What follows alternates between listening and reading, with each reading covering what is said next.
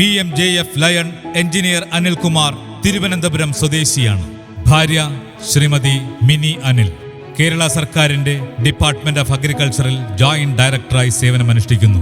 മകൾ അരുന്ധതി അനന്തകൃഷ്ണ എഞ്ചിനീയറായും മരുമകൻ അനന്തകൃഷ്ണ ഓസ്ട്രേലിയയിൽ മൈനിംഗ് എഞ്ചിനീയറായും ജോലി നോക്കിവരുന്നു. ലയൺ അനിൽകുമാർ ഇലക്ട്രിക്കൽ എഞ്ചിനീയറിംഗിൽ ബിരുദവും ടെക്നോളജി മാനേജ്മെന്റിൽ MTechഉം MG യൂണിവേഴ്സിറ്റിയിൽ നിന്നും MBAയും നേടി.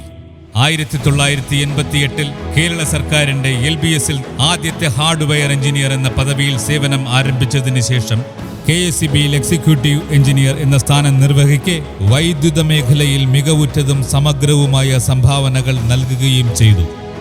കേരള സർക്കാരിന്റെ ഓട്ടോണമസ് ബോഡിയായ അനേർട്ടിൽ സ്റ്റേറ്റ് ടെക്നിക്കൽ ഡയറക്ടർ എന്ന പദവിയും അലങ്കരിച്ചു.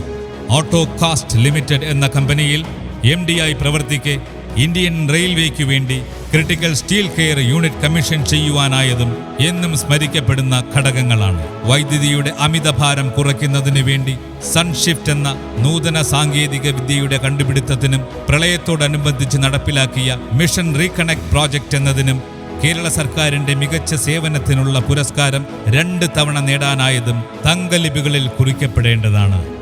വിരമിച്ച ശേഷം ട്രയാഡ് മൈക്രോ സിസ്റ്റത്തിന്റെയും ട്രയാഡ് ടാലി ഇൻസ്റ്റിറ്റ്യൂട്ടിന്റെയും CEO ആയി പ്രവർത്തിച്ചു.